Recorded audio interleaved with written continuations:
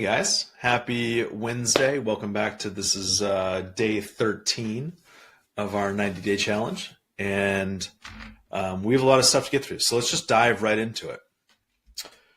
Let's see here.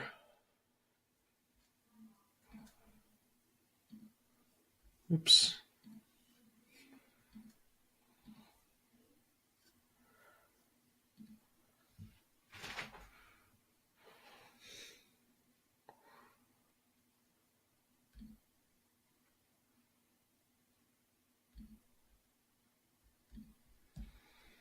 Oops, I'm in the wrong database, guys. Give me 1 second.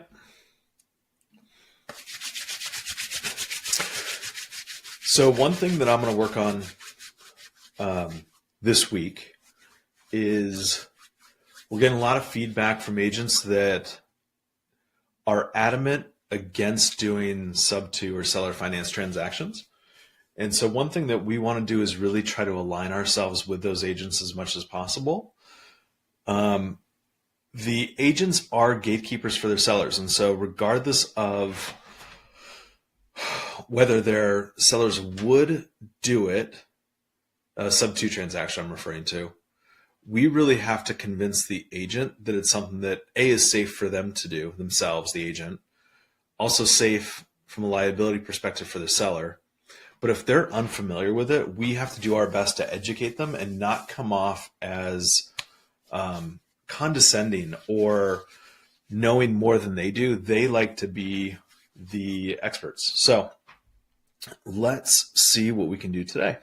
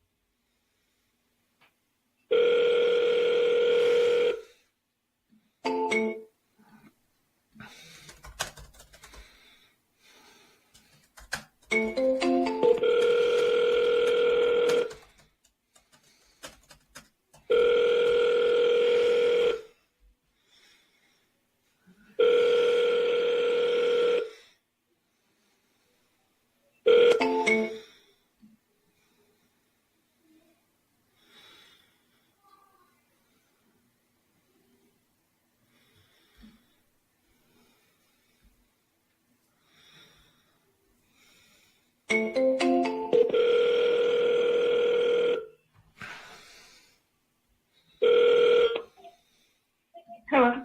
Hey, Kristen, it's Mike. How you doing? Good. How are you? Good, thanks. You and I played a little bit of phone tag yesterday about your Morris Landing listing. Oh, yeah. Yes. How are you? I'm doing great. How about yourself? I'm well. Good, good. Well, I just saw that this is brand new on the market, and I'm looking to buy. I'm a buyer. I'm not an agent, but I'm looking to buy an investment property in the area. And so that's the perspective that I'm looking at this property from. What kind of activity have you guys gotten on in the last few days? We've had some showings, some interest. I don't have anything on the table yet, but we've had some traffic for it. Okay, cool. Awesome. Do you guys have an open house this coming weekend by chance? We do not have anything scheduled as of yet for an open house. Okay. Do you already live in the area? I don't. No, I buy properties in that area for rentals. Okay. Well, if you would like, I can work on getting a video tour for you if that would help, better than just listing photos. Sure. I could probably, let's see, probably wouldn't be able to get one today. Let me see how quickly I can get that done for you. And I can give you a text or a call back just to let you know, like when I'd be able to get you the videos. I know that we might have some offers. I'm waiting on offers that someone said they were bringing, so I can't make any guarantees as far as how much longer it'll still be on the market, but hopefully I'll be able to get that video to you before Okay. there was any like crunch time Yeah. involved. Yeah, no worries. I'm happy to submit an offer sight unseen also. That doesn't really bother me all that much. I gotcha. Do you know what kind of offers that you're planning to receive? Are they cash? Are they finance? What kind of offers are you planning to get? I have no idea. I wouldn't be able to share that anyway. Are you already working with an agent? Have you worked with one in the area recently that you might still have a contract with? I don't. No. No. Okay.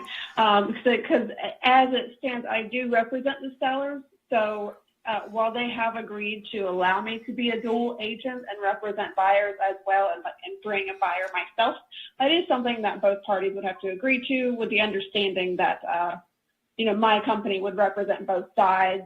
We would keep all confidential information separate, of course, but it'd just be something that you'd have to know about and agree to before I could actively speak to you about any offer you might want to submit, et cetera, et cetera. Fortunately, I wouldn't be able to tell you anything about any other offers either way. But yeah, so my advice there would just be to, always put your best foot forward, especially if you might be in a multiple offer situation, which we are not yet. But I would let you know should we get into that situation. And you can decide if you want to make any changes to your offer or, however you want to go about doing that. Sure. Okay. So are you guys opposed to me coming in unrepresented if that's the direction I choose to go in? No, that's entirely up to you. I haven't personally had a buyer not want to be represented before. However, that's entirely your prerogative. So we could work with it as necessary. Okay. Yeah, we can kind of figure that out as we go. Generally, I like to come in unrepresented just because it does save the seller potentially some commission to pay out of their pocket. So that's one advantage for them. Of course, depending on how you guys feel about it, I can change my approach. So I'm not opposed to it either way. Right. Well, in the way our contracts do work with listings, the contract that my office has with these sellers, regardless of who brings an offer, whether it's an unrepresented buyer or a represented buyer, a different agent from a different company, their commission amount won't change either way. They'll still be, in that contract with my company for how much they've already agreed to pay in commission. So, but out of that is where we typically split it with a buyer's agent. So it wouldn't change much as far as from the buyer's viewpoint. So I wouldn't say let that sway you, one way or the other, but just so you have all the information. Sure. Yep. Might as well take advantage of those 6% commissions while you can, right? Right. Well, sometimes. Yeah. Sometimes. Not for long. Okay, cool. So if I were to submit an offer on this, I can come in a couple different ways. Either I can come in as a cash offer. And if I do come in with cash, my first question is, if I do come in as a cash offer, is there any flexibility in the pricing at all? I can't say with my sellers. I mean, of course, I can't divulge like their what they need out of the transaction. My role would be just present any offers that come in. And so if you want to submit an offer that would be lower than asking price, of course I would submit it, and it's just entirely up to the sellers to say yes or no from there, or counter offer, or try to renegotiate or something. Sure. But I wouldn't be able to say yes, go higher, no, go lower, before any of that. I wouldn't be able to divulge that to you regardless. Yeah, no worries. No worries. I know how much they owe on the property anyway, so that's kind of how I'm looking at it from that perspective. So the other way that I'm looking at it instead of cash is if I came in and I proposed the idea of us taking care of your commission. So we're happy to pay you your commission. If we paid the sellers their equity, which I know there's not a ton in this situation, and if we were able to take care of all the closing costs, would they be open to us taking over the mortgage that's already in place? I do not believe so. I could ask them, but I do not believe so. Because they do have a VA loan, and I do not believe they want to keep that VA benefit tied up in another. Because the VA benefits stick with a loan regardless. And that would be the other thing is their loan is a VA. So even if it was assumable, you'd have to be able to get VA benefits in order to assume it, if that makes sense. Since it's not a conventional loan. Yeah, it does and it doesn't. So technically, I'm not military, so I can't go out and get my own VA loan. But technically, yeah. I can assume a VA loan if I so choose. The only issue, though, of course, is that if I, as a non-veteran, assume a VA loan, then that amount of entitlement that your borrower has already borrowed against their entitlement stays in place. So, so that's one thing. Outside of the VA objection, which totally makes sense, by the way, I totally get that. Is there anything else that they would be opposed to with regard to that type of a transaction? Not that I can say right now. I would have to approach them with it, present them with the offer, and we'd have to talk through it. But I couldn't say for sure one way or the other whether or not they would go for it, or if it would be in their best interest, et cetera, et cetera. Yeah, no, that makes sense. Have you ever done a transaction like that before?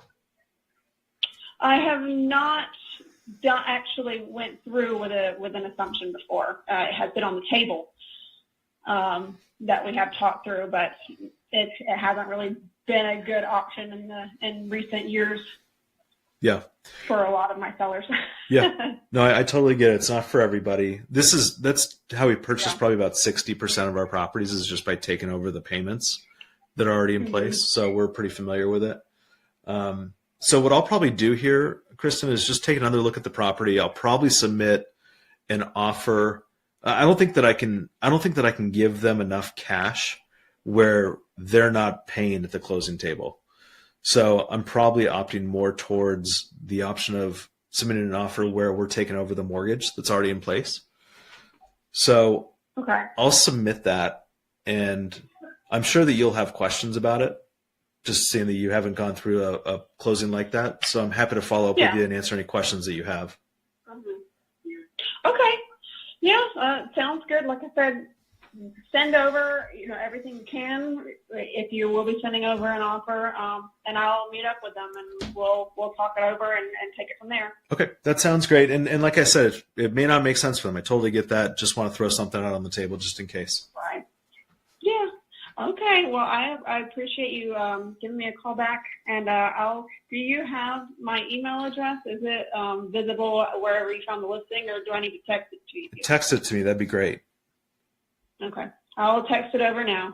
Thank you, Kristen. Okay. Thank you. Bye-bye. Bye. What do you guys think of her response? My feeling there is that she was disappointed. Might be a good way to say it. Maybe a little bit frustrated.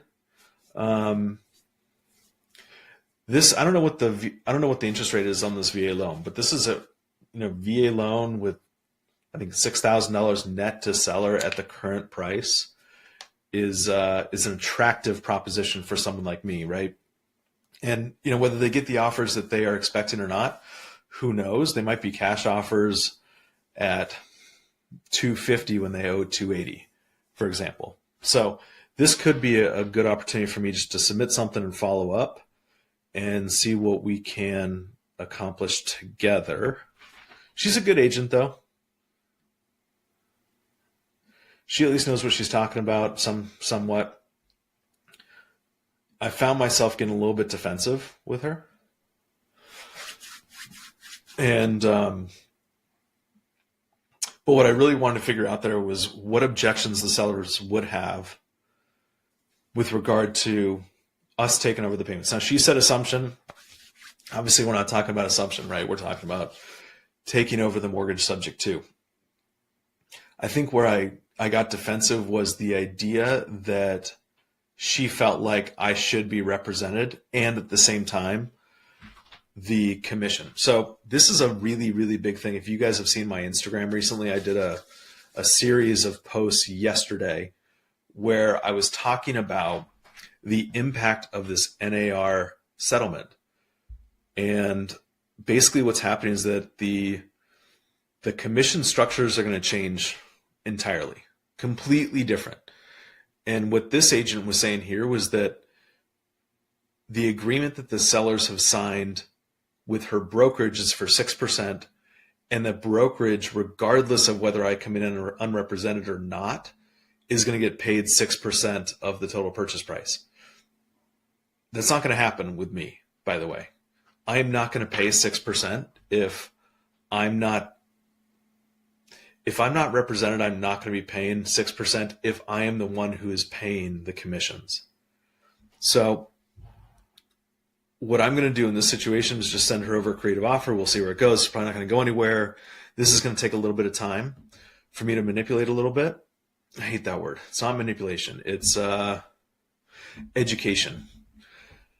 So what I'm going to want to do in this situation is send them over an offer, follow up, take time. This is one where for every dollar that they drop the price from its current list price is more money out of the seller's pocket. Or I guess technically in this situation until another $5,000 or so, it's less money in the seller's pocket at the close of escrow. So let's just make a quick note here. We'll follow up with her after I send the offer tomorrow.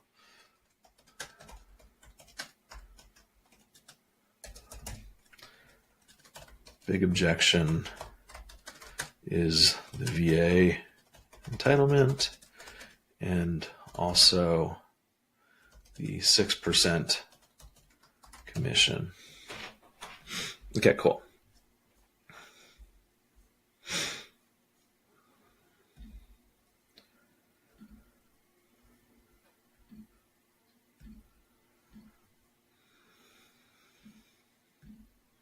Good call, though, I think.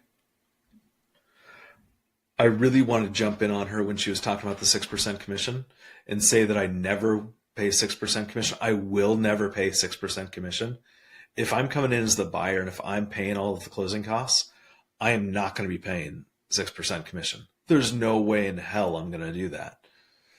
So I felt myself getting a little bit fired up with her, and I wanted to chime in and say, look, if I'm coming in and if you're only representing the seller, I'm only going to pay you your commission. In fact, because I'm introducing a whole brand new type of transaction for you, I may not even be paying the full 3% on your side.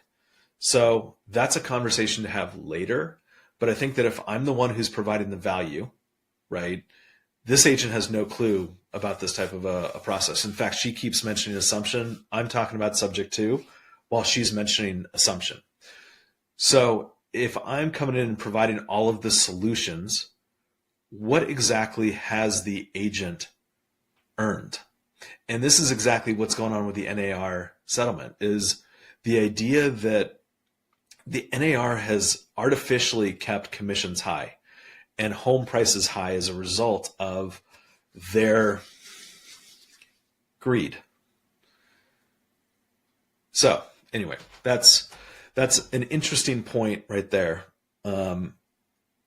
Remember that if you are the one who's providing the solution, and we talked about this before in a foreclosure situation, if I'm providing the solution as the investor while the agent does not know how to solve the problem, who is really the one who's providing the value? Is it the agent, and do they receive a 3% commission on the listing side? Or in this case, a 6% commission total? Or do I receive the value, whatever that is, from the deal, because I'm the one who provided the solution?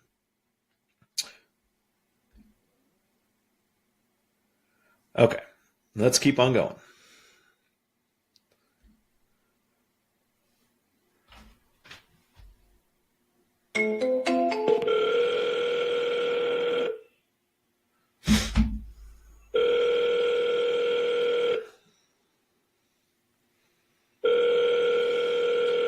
Trying to figure out what my hair is doing.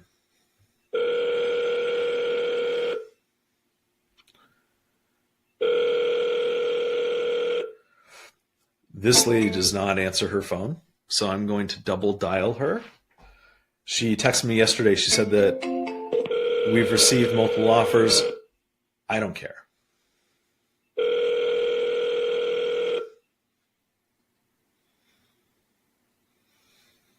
This is the office of Win-Win Real Estate.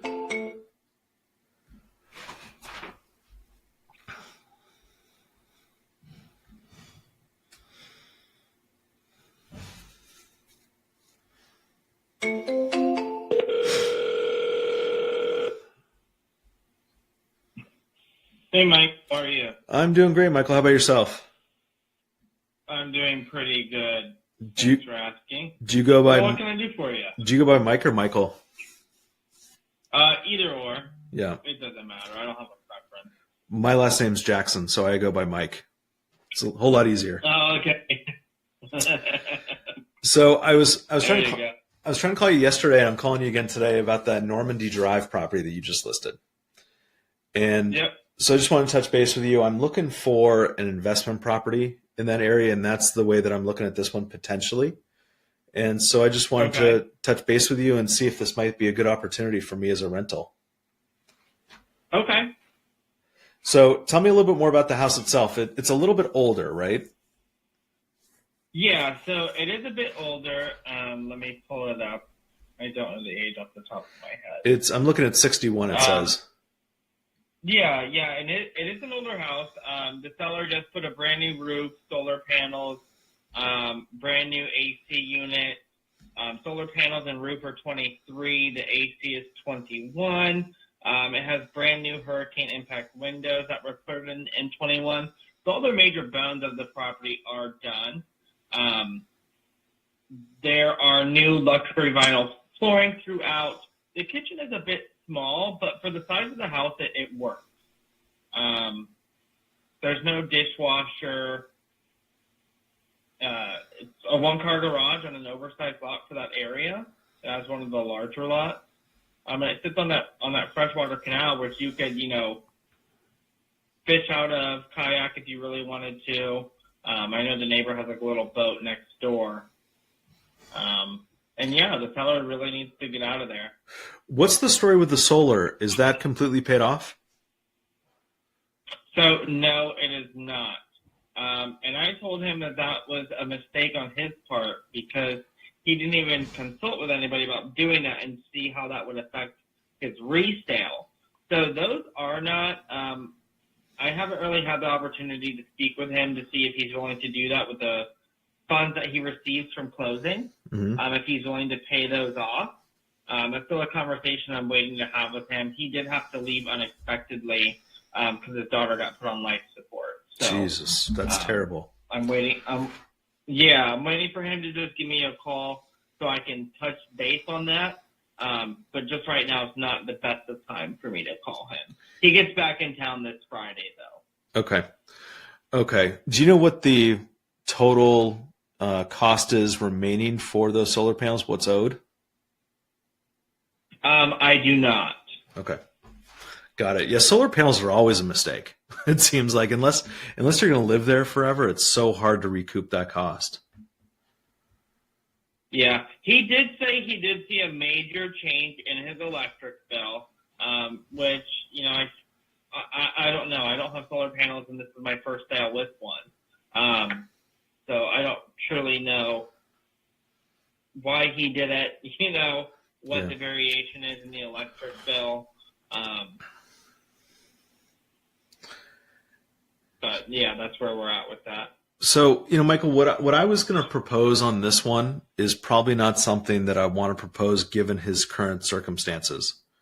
And just to kind of give you some background, I'll buy a rental property a couple of different ways. The first way is with cash, but it looks like, and I just did some quick research while you were on the phone, it doesn't look like there's some equity here, but there's not a ton of equity to the point where I'm probably going to buy this at a little bit of a discount.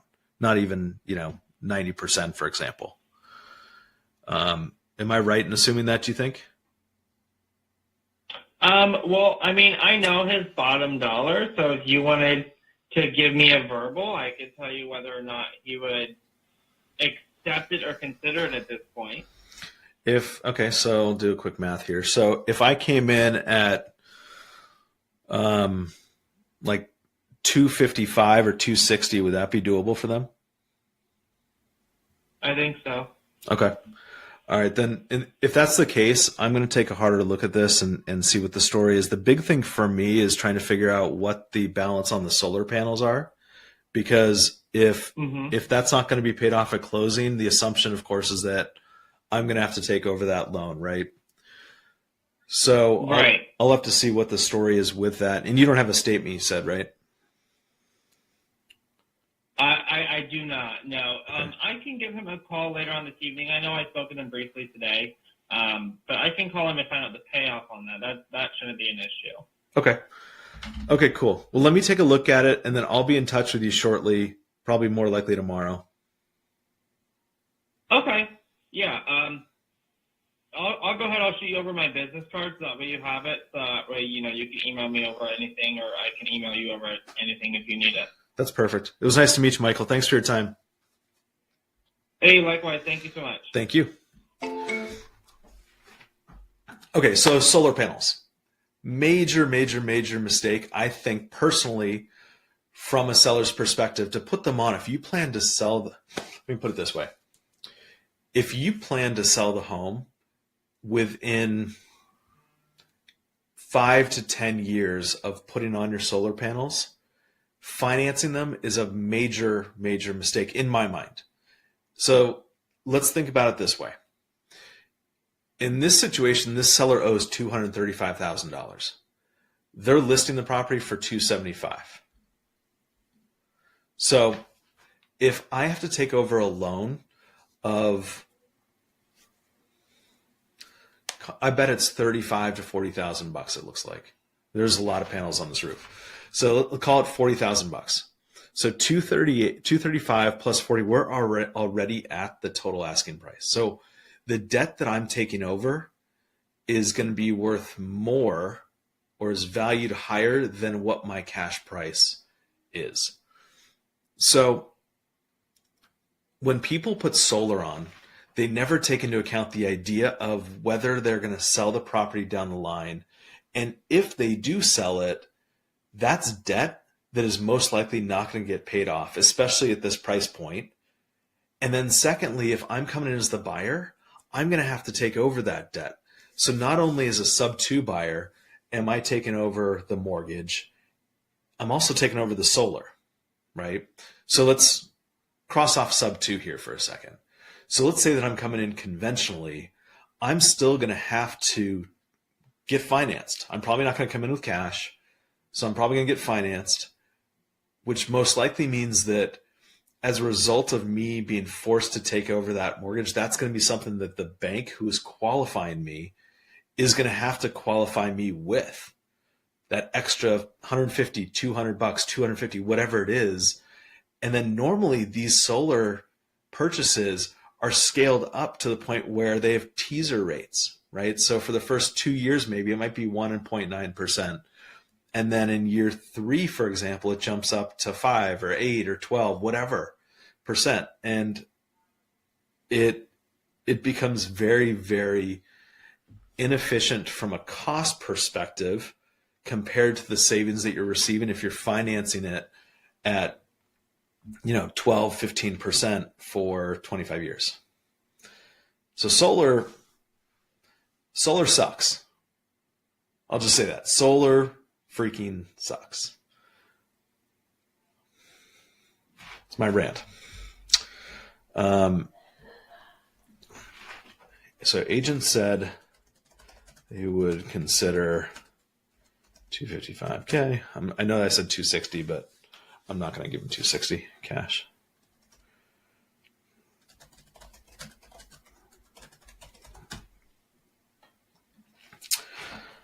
So here's what I'm going to do. The reason I threw out that number of 255 is because they owed, 235.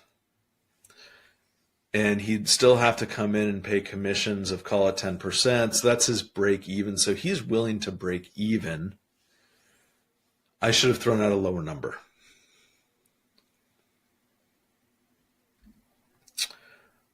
but I'm just going to follow up on this one. It's not a great, it's such a good loan. 2.9% VA loan.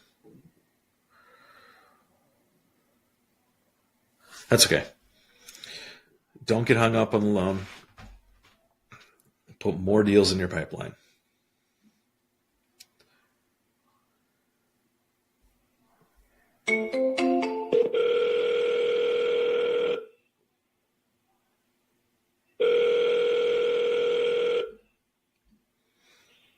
Hello, this is Brad. Hey, Brad, it's Mike. How are you? Oh, I'm doing good. How are you? I'm good, thanks. I was calling you about your Mill Spring Drive listing. Yeah. And I saw that it's coming soon. When are you guys going to open that up for offers? April 2nd. April 2nd. Okay. Got it. Is that when I could probably see the property for the first time? Yeah. No, it'll likely still be a little bit of a mess.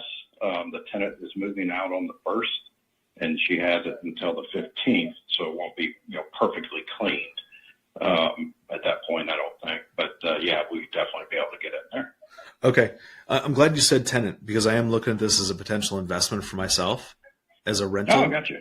And so I'm kind of curious, do you know how much that tenant's paying for their rent? $2,300. Okay. Got it. And this looks like it's a townhome, right? Yeah. Are there any restrictions at all for rentals? Not specifically for rentals, no. There's, it's got HOA, but it doesn't restrict rentals. And are there multiple HOAs or just one? Multiple, yeah. Got it. Do you know how much the total cost of the HOA is? I want to say it should be in the listing there. I just don't know if it shows on the on your side or not, or if it's just the agent side. It says 116 over here. Okay, is that right? I was going to say I think he told me 116. Okay, and that's for all of them combined. Yeah. Okay, great, awesome. Yeah, it's crazy with these townhomes. How many HOAs they can have. Well, I do lots of deals. You should see in Florida, they sometimes have 4 or 5 HOAs. It's crazy. Holy smokes. I know. It's nuts. Okay, so anything else that I should know about this that might need to be fixed up after the tenant leaves? Nothing I'm aware of. I haven't been in it since she rented it myself. The roof is about 10 years old. The HVAC system is about 11 years old. When he bought it, the appliances were fairly new at that point. Stainless steel appliances. I think that's all I can think of right off the top of my head. Okay. That's okay. What I'll do then is I'll just put a note here, put kind of a pin in this, and then I'll touch base with you the 1st of April. I assume you've gotten a lot of activity on this, right? I'm sorry? I assume that you've gotten a lot of activity on this so far? I've got a few phone calls, yeah. Okay, good. Well, I'll just touch base with you the 1st of April, and we'll see what we can make happen, if anything. Okay, that sounds good. Okay. Hey, Brad, while I have you on the phone, do you have anything else that might be worth taking a look at for a possible investment for me? Yeah, I don't at this time, yeah. Okay, no worries. Always like to ask just in case. Oh, absolutely. Thank you, Brad. I appreciate your time. You bet. Okay. I don't know what the situation is here.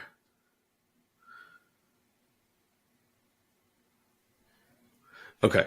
So I got a little bit sidetracked with the coming soon, since we still have 2 more weeks until this is actually open to the public.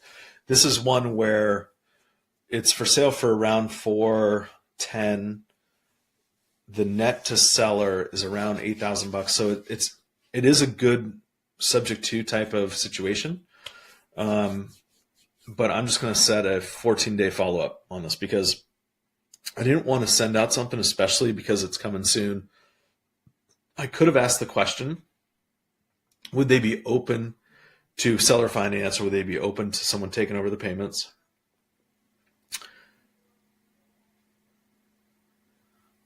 Interesting. I got a text message from that last agent. He said that the estimated payoff is around $10,000. I'd be shocked.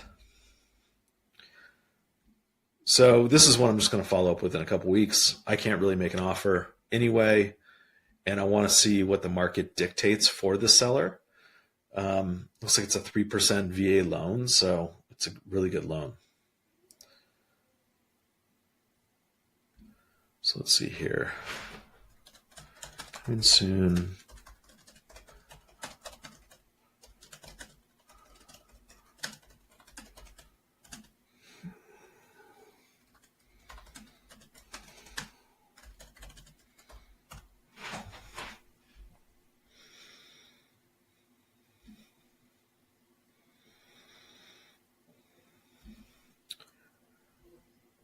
All right, let's just keep on rolling.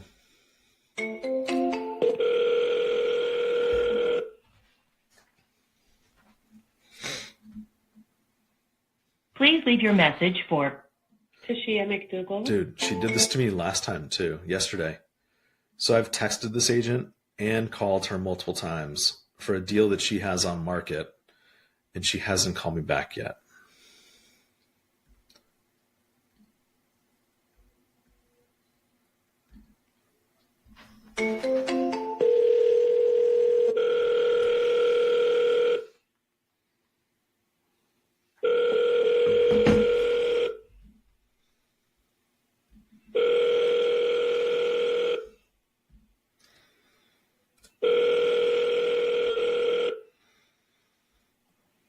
Hey there, Chris Maddox, team owner of the Maddox team.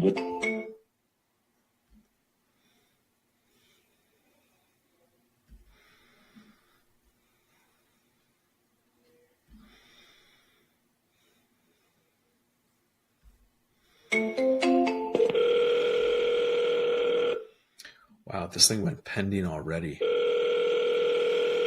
Jeez.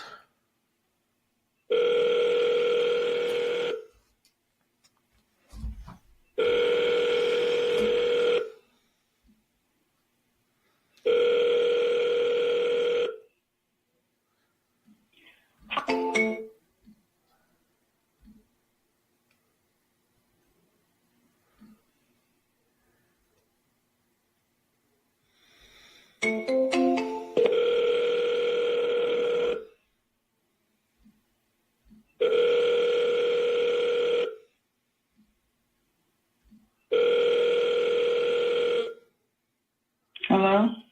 Hey, Sheila, it's Mike. How are you? Good. How are you? I'm good, thanks. I'm calling you about your listing that you have on Broadman. How can I help you? Well, I'm interested in buying it.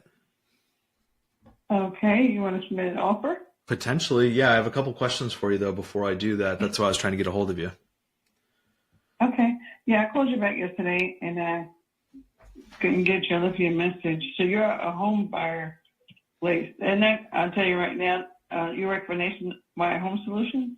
No, who's that? Oh, that's where your number comes up as. Nope. I have my own company. I buy rental properties. Okay, great. Okay. Yeah. So what can I help you?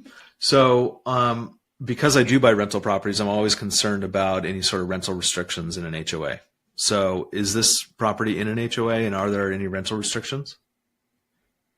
There is an HOA, and they told me that there was not any rental restrictions, but there is no HOA. So Got it. that's all I can take. Yeah, no worries. And I'm assuming that the homeowners are the ones who are currently living there. It's not tenant occupied right now. No, it's not tenant occupied. It's actually vacant. They already have moved, so they just put it on the market. They just moved their stuff out of it. Mm-hmm. Got it. Okay. I was just curious if you knew what the rental value would be, but sounds like it, since it's vacant, you probably don't know that, right? No, I can probably let you know what the rentals are in the area. If you send me your email, and I can send it to you. Okay. Yeah, I'll take a look myself. There's no need for you to do any unnecessary work. Okay, so let's see here. I'm just kind of looking at some of the information here on the property on Zillow. Is there anything that would need to be fixed, do you think, for me to put a tenant in there? No, it's moving ready as far as I know. I mean, of course, I always recommend having an inspection done and all that because, to make sure. I mean, but I can't see with my eye, of course, and the private disclosure is attached to the property. Are you able to access that, or do you want me to email that to you? I will need that emailed to me because that's not on Zillow, right? No, it's not. Yeah, that's only through the MLS. So yeah, I'll probably want to take a look at that. I'll email you my email address after our phone call, and then you can shoot that over. I'm telling you, it's a beautiful home. It looks like it. You mentioned inspections. What's so crazy? So I buy probably 4 to 5 properties on a monthly basis, and it's crazy what you come up with in inspections that need to be fixed that you can't really see. So I'm glad that you said that that's possible, just in case. Mm-hmm. Yeah. Okay. No, I'm not an inspector. So. Me either. Me either. Yeah. So if I came in with a cash offer on this, for example, is there any flexibility in the pricing? It depends. I've had an investor offer and they turned it down. So it depends on how far you are from what they want. All I can do is, present it to them and see what they think. I missed that first part. You said that you got an offer that they turned down? Yes. Mm-hmm. Got it. What was that offer for? I will not share that. Just thought you'd slip, just in case, Sheila. Just tried to get you to slip.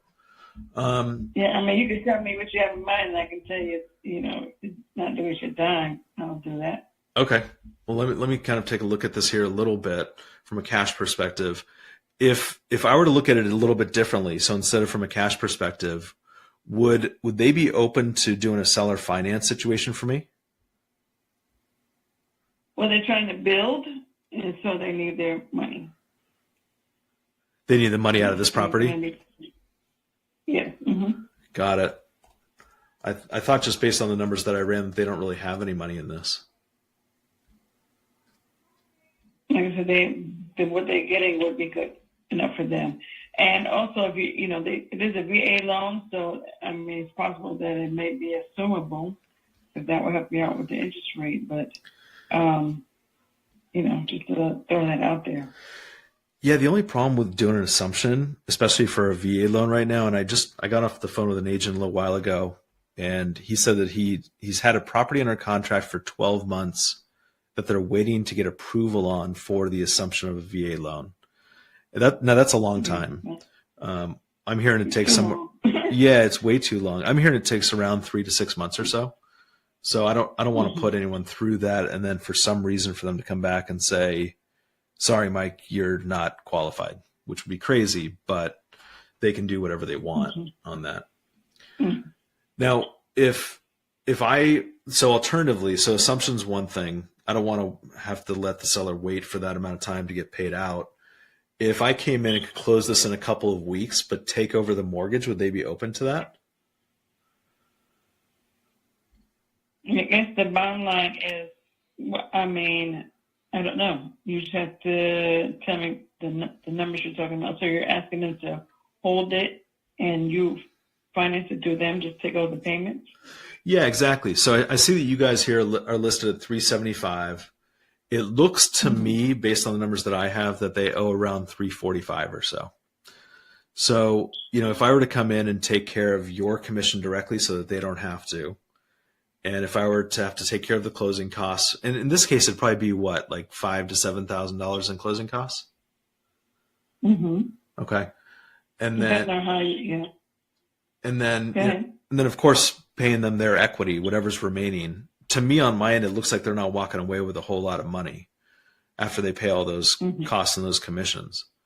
So what I would do is I would just pay them cash, their net equity at close, basically. So whatever I say, whatever number that is, that's their walkaway money. And then I would pay the rest of the fees to help them close. But of course, the advantage for me is that I would be taking over the mortgage that's already in place. I mean, that's just like assuming a loan, but they still bear responsibility if you don't pay on time or anything like that. Yeah, that's correct. And there are a bunch of ways that we protect the seller in that situation.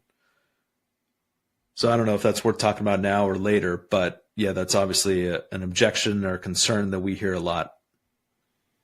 Mm-hmm. Have you ever done a transaction like that before, Sheila? No. Okay, cool. Well, if it doesn't work in this situation, which I would totally understand, by the way, like I said, we do a lot of these types of transactions, so maybe it would help a seller of yours in the future. I don't know. Okay. Well, something to think about.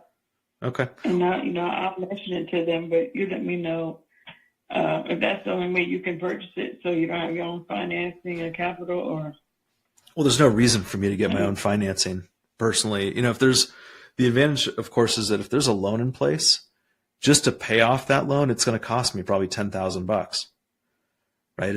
As opposed to coming in with financing already in place that I could take over. That saves me money. It also puts probably more money in your pocket just because I am the one who's paying your commission.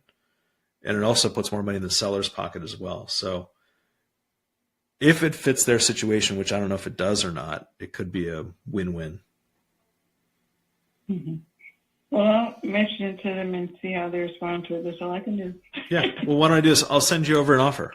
I'll write out how it could be structured to see if it makes sense for you guys. And what I encourage you guys to do, especially you, just since this would be your first type of transaction like this, is ask questions about how it could work. And we can take it from there.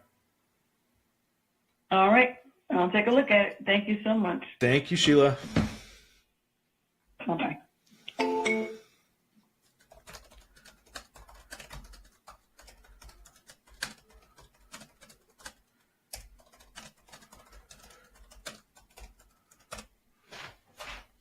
Okay. So assumption versus sub 2, right? We've talked about this a lot. I figured since I get a lot of new viewers, so might as well talk about it again. By the way, a lot of it's not a lot. I get new people watching this. Okay, so whenever we're talking creative finance, sub 2 specifically, what we're talking about is the mortgage staying in place with the seller's name on the mortgage, right? What I'm doing is I'm coming in and saying, okay, I will take care of that mortgage from here on out. Technically, the seller is still liable for that mortgage because their name is on it. So it affects their credit. It potentially could impact their ability to purchase a home in the future, potentially, if it's not handled correctly or if it's not paid on time. So that's what I'm talking about. What a lot of these agents are referring to, as you can see in this situation, is assumption. Now, assumption's great. It can be. This loan isn't a great loan to assume it's not a 3% or 2% VA loan, for example. It's a decent loan. It's better than what I can get conventionally right now. But an assumption is going to take 3 to 6 months at least for me to get approved for. And the bank can approve me based on my qualifications or not, even if I am a good borrower. So the advantage for us to come in on a subject to basis compared to assumption is that I can technically close this deal in a couple of weeks if I want to buy it as a subject to. If I want to buy it on an assumption, it's going to take me at least 3 months and possibly 6 months plus to close this transaction. And who knows if at the end of 6 months, I'm even going to qualify with the bank. They could decline my offer. The bank could decline me as a potential borrower and say, no, you can't buy this. And so we wait 6 months and the bank says no, and then the sellers are back at square one. So what would be best for the seller in this situation? Is it for me to close by taking over the mortgage in 2 weeks? Or is it to wait 6 months and have it be a 50-50 shot whether we can close that transaction? Now that's completely up to the borrower in this situation. It's completely up to the seller in this situation to determine what is best for them. I'm simply here to present my options and the ideas that I have, and maybe they work, maybe they don't. Either way is okay. But what I'm going to want the sellers to do is determine what is best for them now and in the future. So, all right. So here's what we're going to do on this one. I'm going to send a creative offer on this one. Might as well.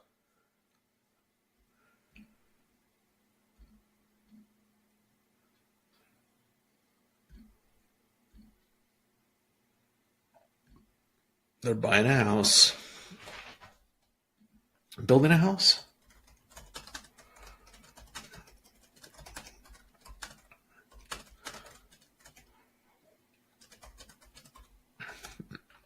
So here's what's funny about this one. The agent said that since the sellers are building a new house, they need the equity out of this house to bring to the new house. Based on the numbers that I have, it's a negative $500. So the sellers are going to have to pay $500 to close at escrow based on the current ask price. So what I'm going to do is, instead of them having to pay at close, I'm going to give them some cash to close. That's just what I'm going to do. Hopefully that incentivizes them enough to take my offer. Hopefully. We'll see.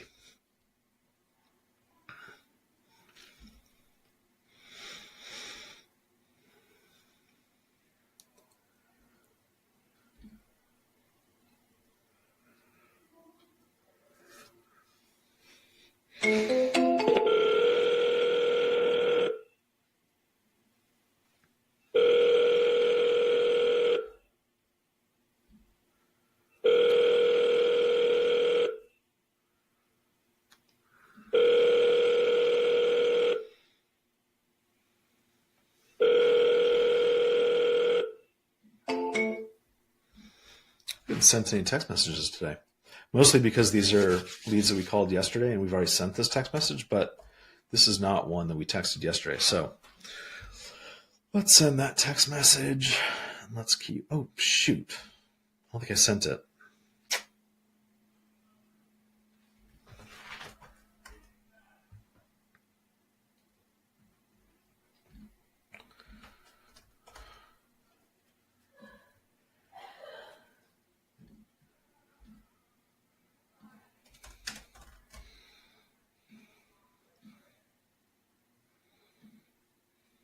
Okay, there we go. Now I sent it.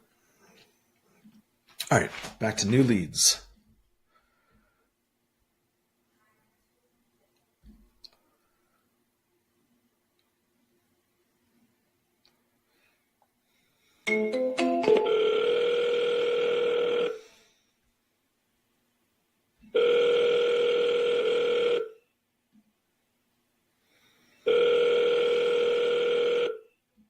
Hello.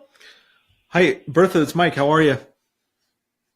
Hey, I'm good. How are you? I'm good. I'm calling you about your listing that you have on Oakgate. And I'm looking at this here on Zillow. Is this a short sale? No. Oh, okay.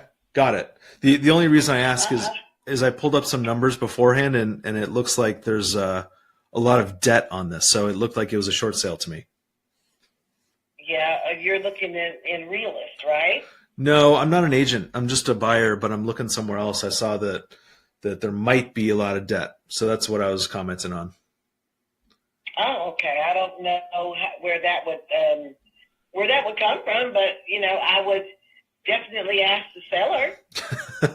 Well, it looks like, and just from my perspective, just so you know, I don't know if you've looked at this yet.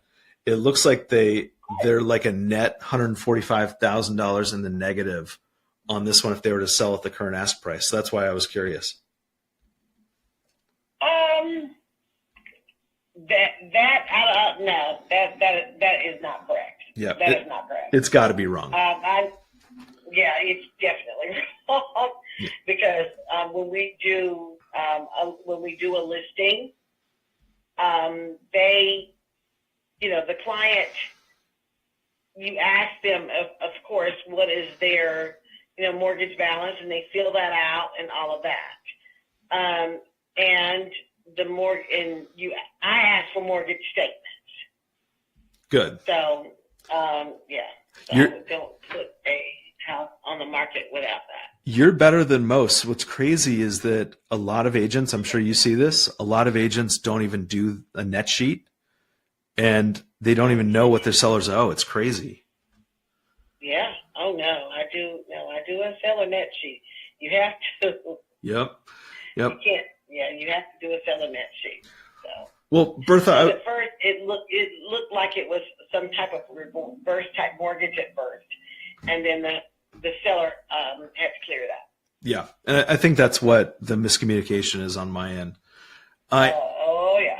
Bertha, I'm looking for some rental properties. I buy investment properties to use as rentals. Uh-huh. And so Uh-huh. in Greensboro, I was curious, do you have anything else that might be good for a rental property? I don't think that this one is now that I'm taking a second look at it. Yeah, that probably for, people do rent, and because we have investors. I used to work for Trudon, and we do have investors that will buy brand new in that price point because they're in that area. There's Procter and Gamble, and there are a lot of people that have just they're transplants even in upper management for that company. Mm-hmm. And there are a lot of rentals in that area. They have been a lot of rentals in that area because I used to work for that builder for like 4 years. Yeah, but I could find you some if you're interested. We would love to work with our team. Yeah, that'd be great. That'd be great. Generally, I don't work with buyer's agents personally, and the only reason for that, I'll explain to you why. It's because if we purchase a rental property, it's usually with cash or it's on seller finance. And what we want to do if we're coming in with cash is just to feel like I'm getting a little bit of a win, maybe a 5 or 10% discount on the purchase price with cash. Absolutely. And if I'm coming in with seller finance, what I like to do is make sure that I cover all of the costs instead of the seller covering those costs. So if I have a buyer's agent just adds 3%, for example, to my purchase price, my cost to entry. So if you come across anything that's a good rental, I would love to take a look at it. Okay. I'm going to lock you in. So if you send me a text on the information that I could pass over to you, because you just never know. You just never know. You never know. It could still be a win-win for you if an agent works with you. And, we won't, I don't know how much you deal in North Carolina, but you don't have to do an agency agreement right away until the offer is done. However, that's a little bit scary from the stand, especially with someone that's not that you don't usually, because most of my business is referral. Sure. I've been an agent for 22 years, so most of my business is referral. But, I'm not scared to do that because, I trust God better than that. So if I work with someone and I always try to see the good in people. If I find something and they didn't find it, of course, the numbers are going to have to work out anyway, regardless of whether you found it or I found it. Yeah, you're exactly right. So the numbers have to work for you anyway, regardless. Now, Bertha, are you a buyer's agent or a listing agent or both? Where does most of your business come from? I do both. I do both. I work with a team, and I am both. I do both. What do you think is going to happen now with buyer's agents? What do I think is going to happen with them? Yeah, as a result of the NAR settlement. Oh, you mean as of July? I'm familiar with it all. Yeah. I'm not really worried about it because, like I said, I work with people that are referred to me, and you give them the facts, and for the most part, the people that I work with are good people and understand that if they had not been bought this buyer, it's a possibility they wouldn't even have one. So you just give them the facts, and that's what you do. I'm not worried about that. Good. You have a good attitude about that. That's great. I'm really not worried about that because, not to be so bold, but I can be bold in my faith. I know who writes my paycheck. So I'm not worried about, and you know what I mean. So I'm not worried about that. I do. It's not your clients. I'm a woman of faith. And that's how my business has been run my entire time. And that's why I've been a successful agent all this time is because of that. Yep. And I do right by people. And when you guide them the right way, they're going to make the right decision. I love that. Well, I live in Texas. If I lived where you are in Greensboro, you would be my agent. Yay. I hope so. Well, thank you. Of course. Thank you. Well, I'll stay in touch, okay? I would love to partner with you. Me too. And I'll stay in touch with you for sure. here. You too. Bye-bye. Cool agent. Like her a lot. Wasn't it great how she answered the phone?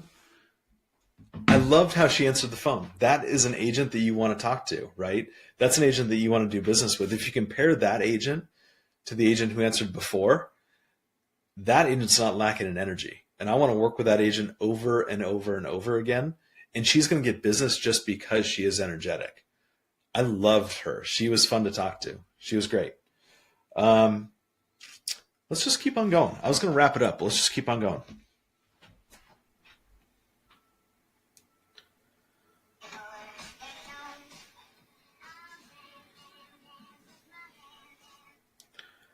All right.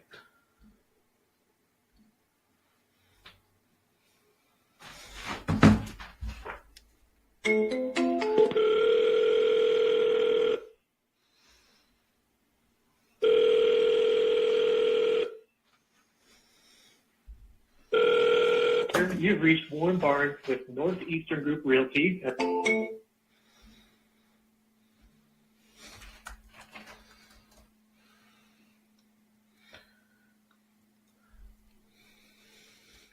So I'll give you some perspective here. So right now it's morning, and I've made an hour's worth of phone calls, an hour and 1 minutes we've been on the dial here, the recording here. What I was thinking about is in 1 hour I have another meeting, and so I wanted to prepare for that meeting.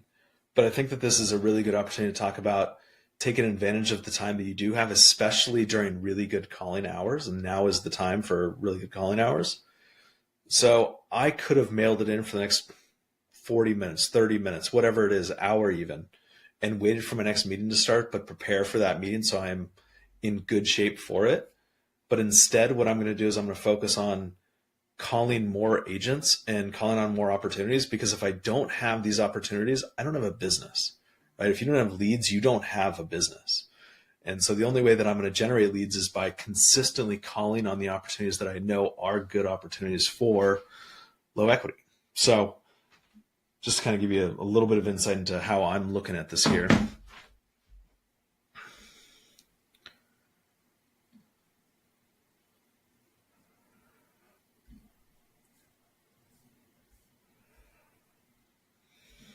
What I've found is that there is no wasted time. If I'm calling, that's not wasted time. If I'm doing other stuff administratively during the day, for example, that's wasted time because I can do that at night. So what I'm going to do is focus on the important things during my day. Your call has been forwarded to an automatic voice message system. I don't know. Hopefully all that helps. I see a lot of people who make excuses for their time, who go, I have a meeting in an hour. I have a couple things that I should be doing, that I could be doing. Like I could go clean my house. I could go make myself lunch. I could make myself breakfast. I could do whatever, But for me, what I want to do is take advantage of the time that I have while I have it, because the busier that you are in this business, the less time that you have to do the money-making activities. And that's really the valuable time that you have to carve out of your schedule.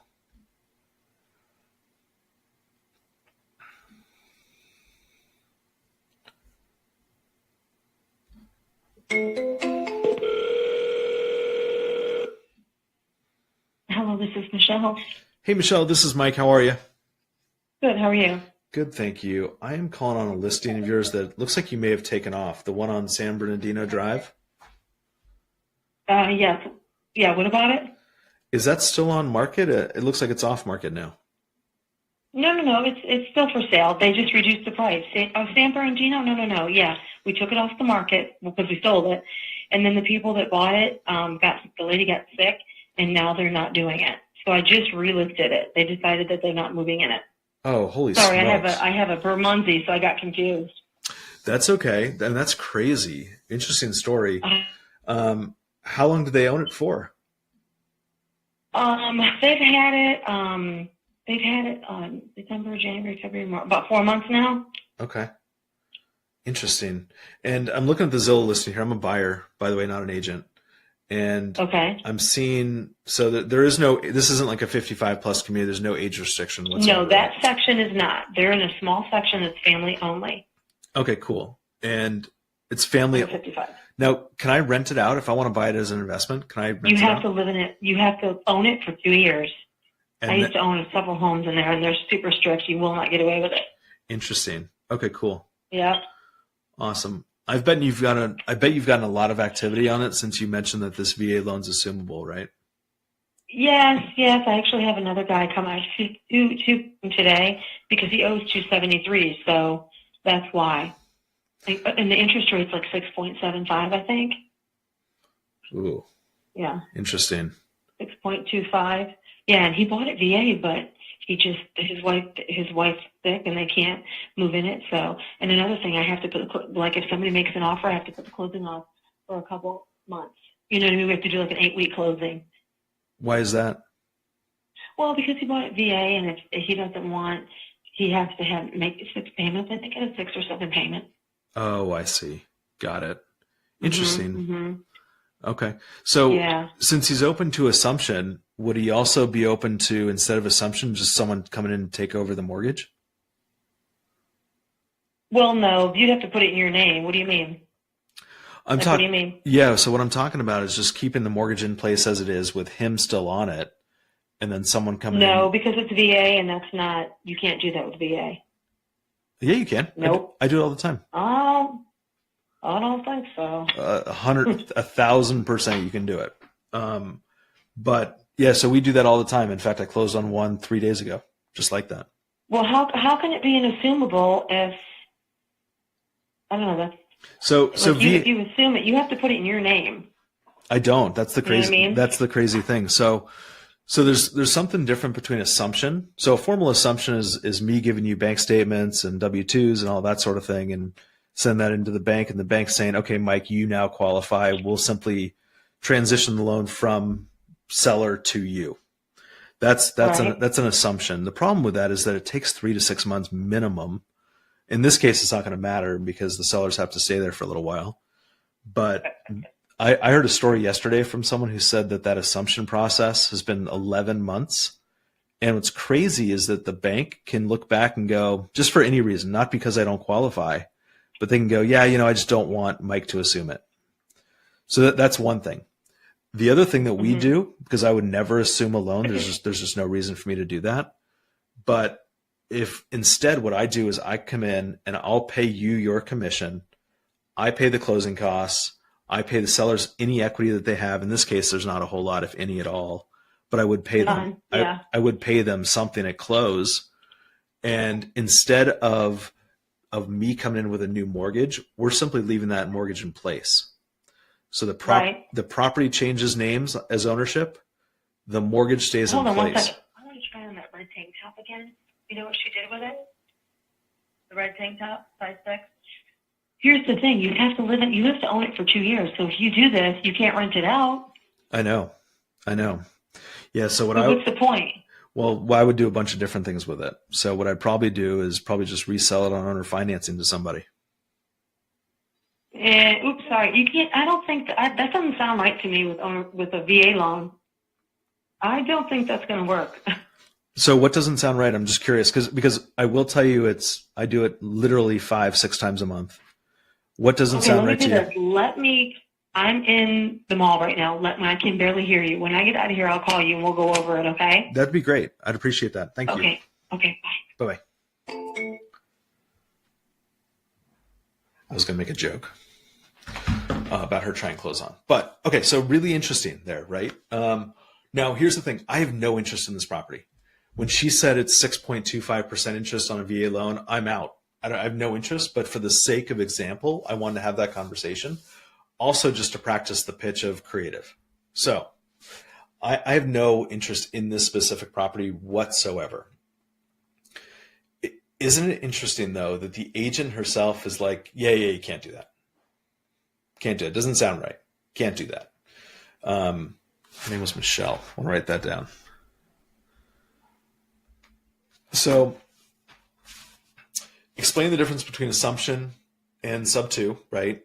I think she kind of understood that a little bit. However, what didn't sound right to her was the idea that a loan can stay in place, but someone can purchase the home. That's what didn't sound right to her. So that was a really interesting phone call. I like that one a lot.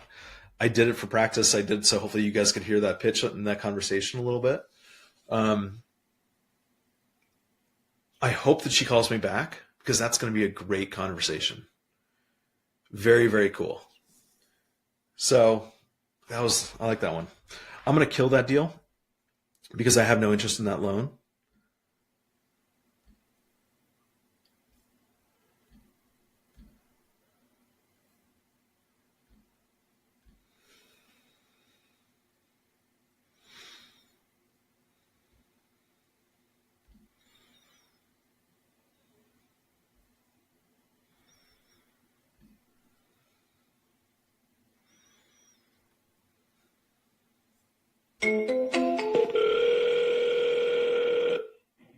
You've reached William Roberts with Red.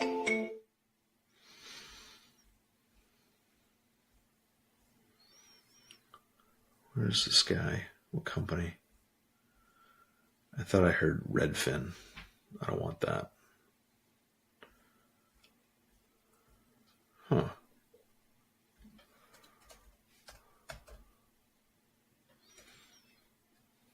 All right, that's okay. Let's send a text. Lots of interesting phone calls today, guys, right?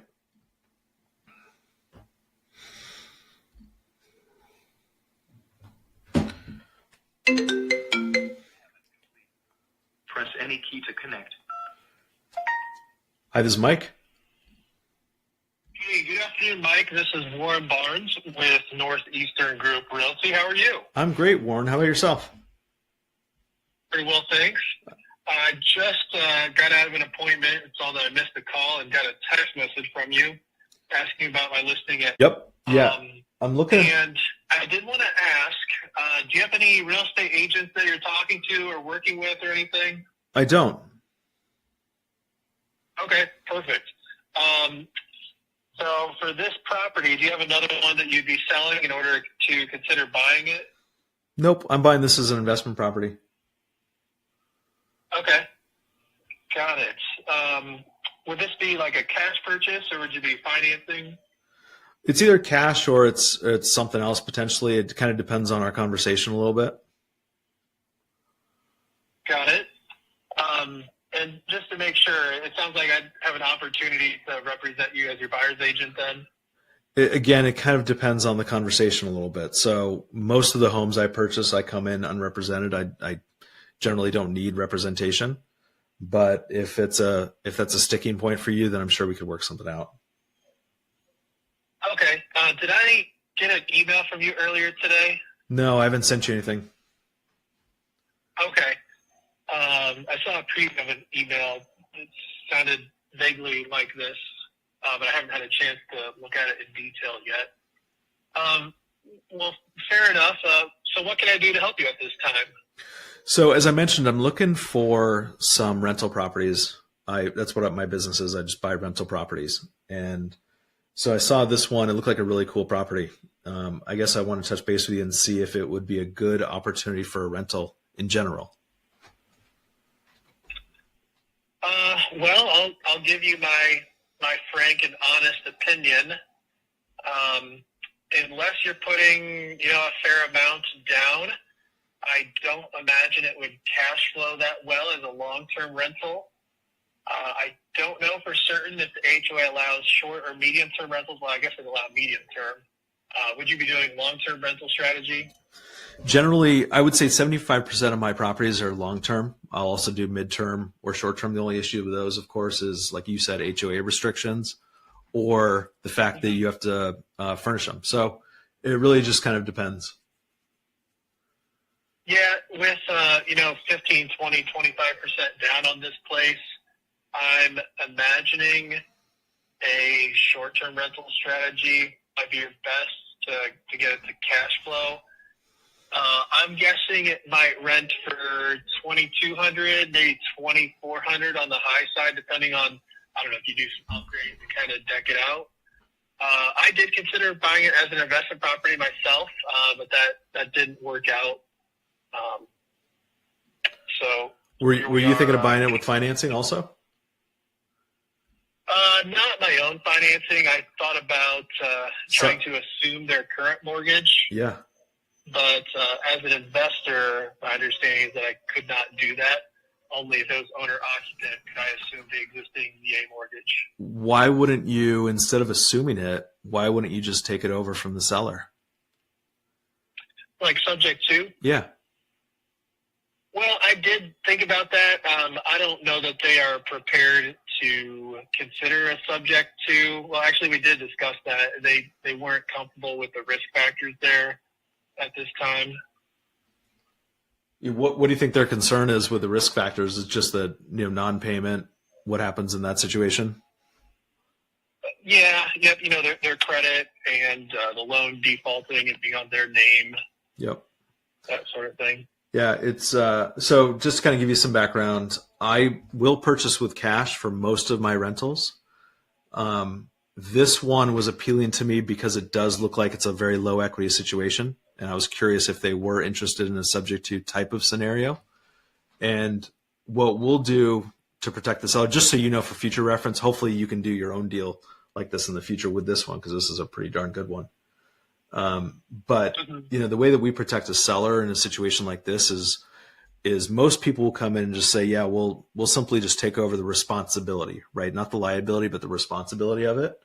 And of course that leaves the sellers more unprotected than the way that we do it, which is giving them a promissory note and a deed of trust. So they're actually a mortgage holder in the transaction as opposed to just a borrower. In addition, what we'll do sometimes, depending on what the risk tolerance is of the seller, is we'll escrow 2 to 3 months worth of payments so that worst case scenario, if a payment isn't made, they can access that escrow account to make the payments. And at the same time, after a 30-day period of non-payment, they can foreclose on me and take the property back. So, the way that I'm looking at it from a seller's perspective is I'm trying to figure out what I would want to feel protected or as protected as I possibly can be.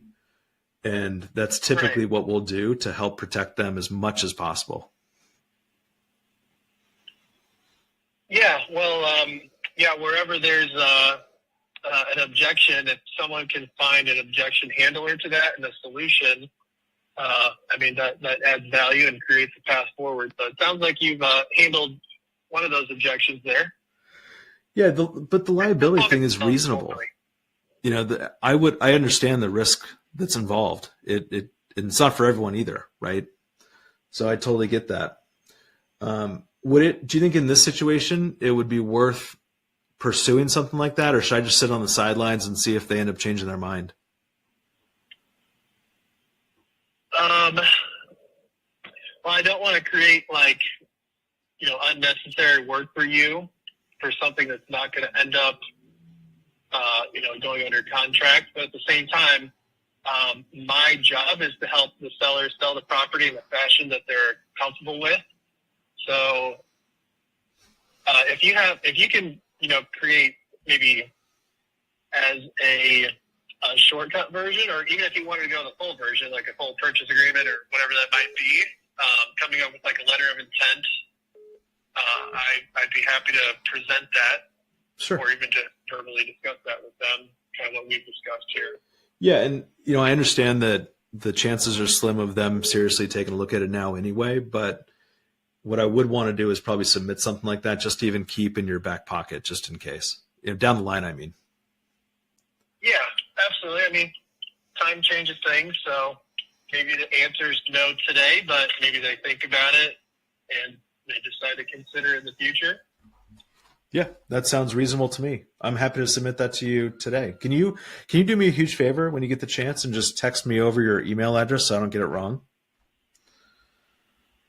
Yeah, I'll have that to you in one moment.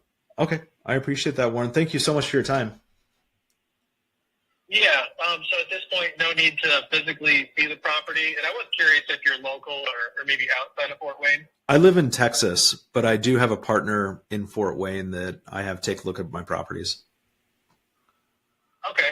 So you like Fort Wayne in particular as a buy and hold location? I do personally, but I'm really flexible. I buy lots of deals in Indianapolis. I buy them kind of all over Indiana. So if you come across anything that makes sense, I'm happy to take a look at anything that you have. Yeah, well, it's good to be connected with someone that sounds like, they've got the experience to handle, or come up with solutions for low equity scenarios, which I come across from time to time. So at a minimum, I do appreciate your contact and reaching out. And yes, send that email my way, and we'll see where it goes. Thank you, Warren. I appreciate your time. Have a great day. Okay, Mike. Yeah, you're welcome. You too. Bye-bye.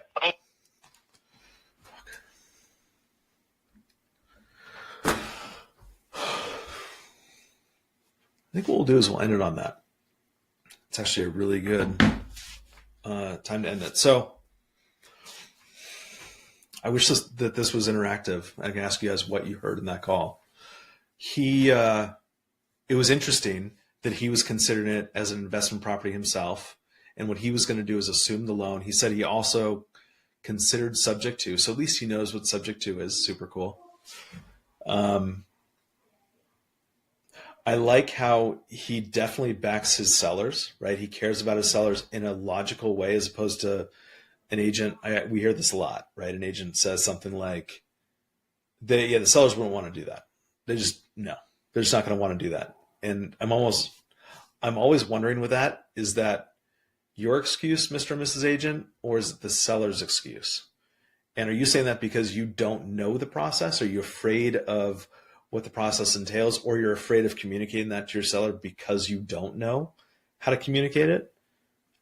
I always want to ask that question just to see what they say.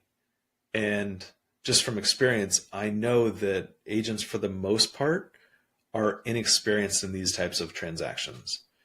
And generally, if we don't know something, if we're not familiar with it, if we're not comfortable with it, we say no automatically. It's just an easy way out, and it's a way to protect ourselves, as opposed to leaning into it like this guy even a little bit, right? Or even the agent before. So tell me a little bit more about that, right? Let's see how we could do that. In fact, when I gave this agent a response to the liability question, he was like, it sounds like you addressed that liability concern or objection. And he's right. I mean, hopefully he's right, It's not going to work for everyone. Hopefully it works for them. So that was a good one. Anyway, lots of good stuff today, guys. Lots of really good phone calls. So I appreciate your guys' support. As always, thank you guys so much. We will see you again tomorrow for day number 14. I'll see you guys later. Have a good day.